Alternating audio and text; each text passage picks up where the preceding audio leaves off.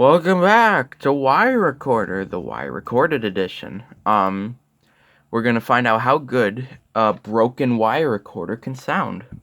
The problem with this is that something is wrong, whether it's the preamp tubes for the Y recorder inputs, or whether it's the audio amplifier tube. One of them, or multiple of them, or the circuitry is broken, and it doesn't play very loud. But we're going to find out just how how good this broken wire recorder can sound. We're going to be comparing 3 different tracks to each other. And look in the description because I got a little interesting video about setting this up. Anyway, the first track is going to be Chilton Walk. I assume that's how you pronounce it. .temp. Hopefully that's how I pronounce it. First, let's go with the digital file. These will both be played at the same volume of 30% on my computer. Actually, make that 20%. Come on. Not 10. Alright. Also, you might hear a little crackle and buzz. That's my speakers. They do that, and I don't like it, but I don't know why. We will be playing, hopefully, just about the same amount of audio, so let's go. 30 seconds of chiltonwalk.temp, the original file.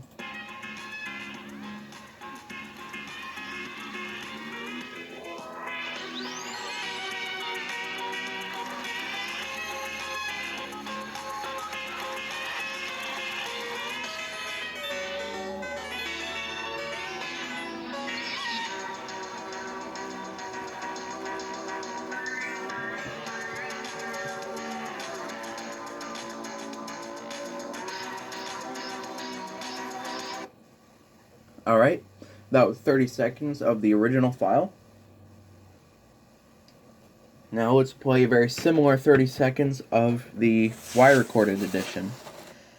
I have to move the camera because I have to get it more towards the left speaker because that's what the Y recorder comes out of. It does skip just a little bit of the beginning of the track, so keep that in mind a little bit. Alright, let's go.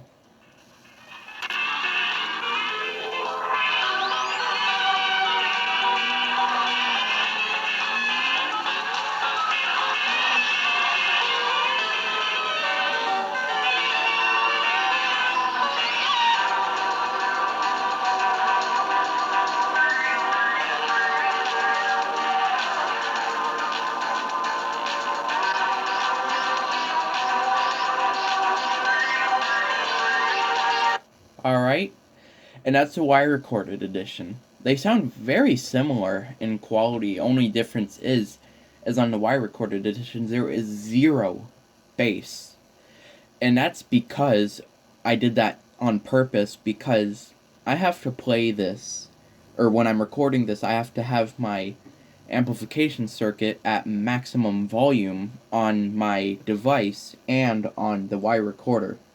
I have to have the tone maxed out at the, treble end, and that's the only way to get it to record audio on there because it's so quiet. And any bass will cause it to sound unbelievably awful. I have plenty of videos in the past demonstrating this. However, that's not what we're doing right now. Let's move on to track number 2, dose, whatever. First, we'll get the original queued up. This is Rolling Down the Street with Pilos by, jeez, who's that by? Okay, I can't read that right now. Trust me, I'll tell you before the video is over.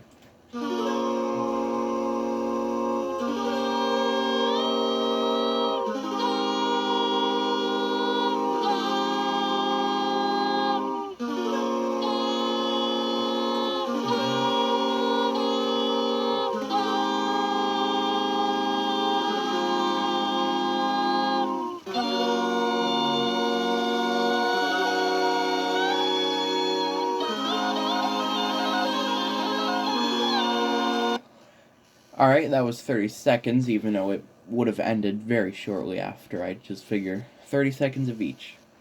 Now for the wire recorded edition. Let me just go ahead. Alright. Here's the wire recorded edition.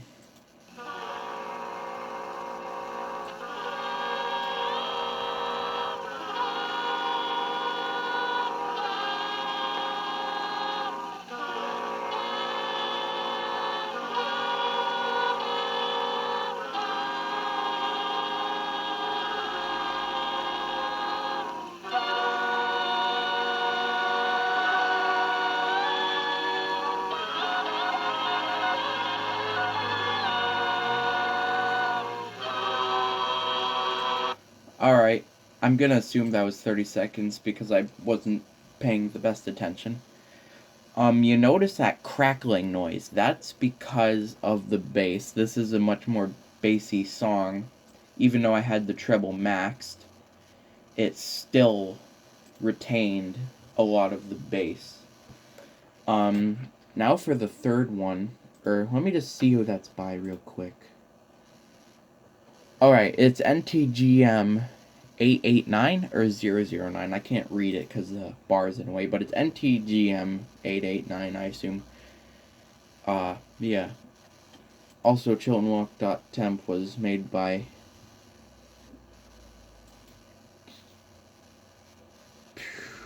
Graham Cartna. I hope I say that right. Alright, now for Backroom Labyrinth by Oliver Buckland. Here's the original file. We'll play 30 seconds, and hopefully I'll remember to keep track on the wire recorder side. Here's the original.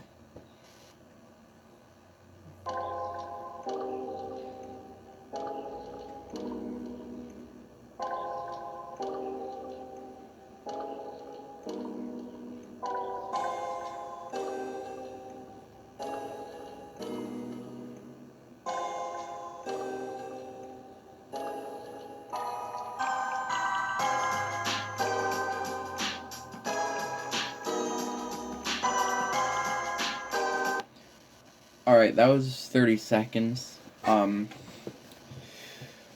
So let's go on to the wire recorded side. Let me just see here. Alright.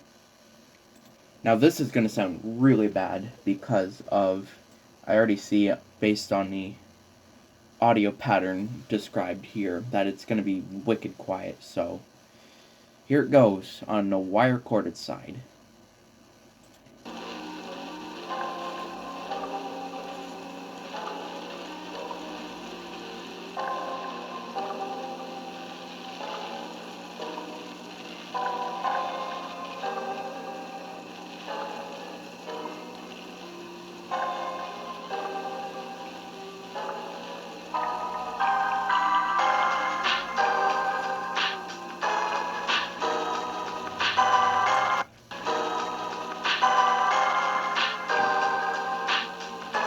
Alright, now it did weird out just a little bit there, that was my fault. And you may have heard in the background some weirdness going on. You may have heard almost like a different song playing at the same time. And that's because of my record playhead.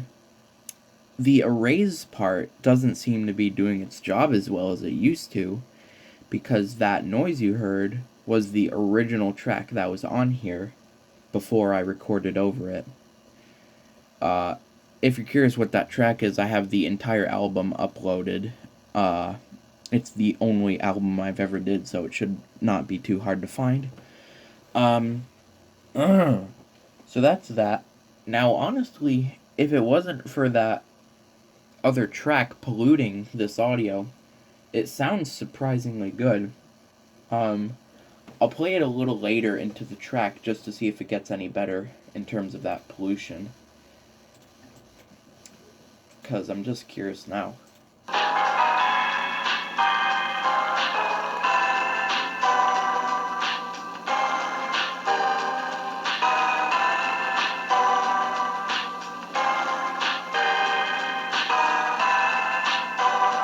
Now you can see later into the track that pollution changes from somewhat of a song into more of a buzzing.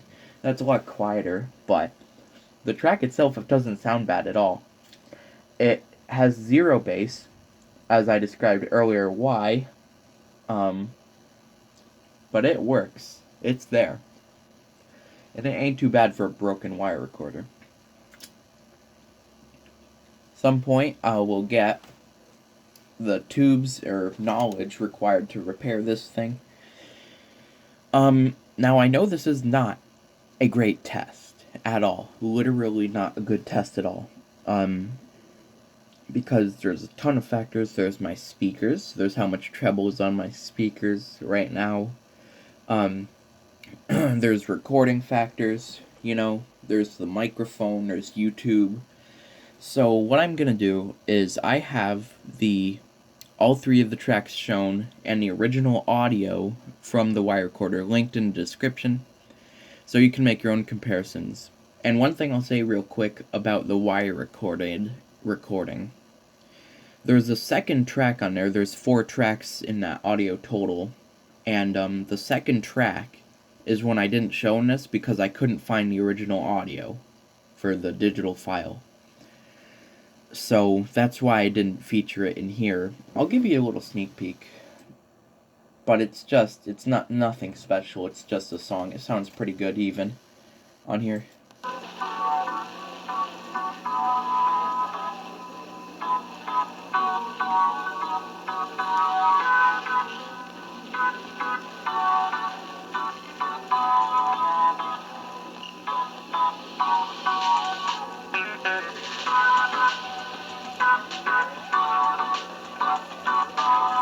Alright. Like I say, I don't have the credits or anything for it because I simply don't have the original file. But that's the wire recorded edition. And you hear that buzz in the background. That's practically normal at this rate. So yes, this has been how good can a broken wire recorder sound? And the answer is pretty good. I'm sure if I really fiddled with it, it could sound really good. And even once I get it fixed, it would sound amazing. It would sound semi-comparable to tape, which is pretty good. And I don't mean cassette tapes. I mean, like, reel-to-reel tape. Probably not the 7 1/4 inch speed, but, definitely the 3 1/4, I mean. So, it could sound better. Definitely, if I repair it, it would. And that's been this. This is how good can a broken wire recorder sound. Thank you very much for watching, and tune in for other videos on this. And I'm sorry that most of the video has just been blackness. It's unavoidable, really, because of how this has to be set up.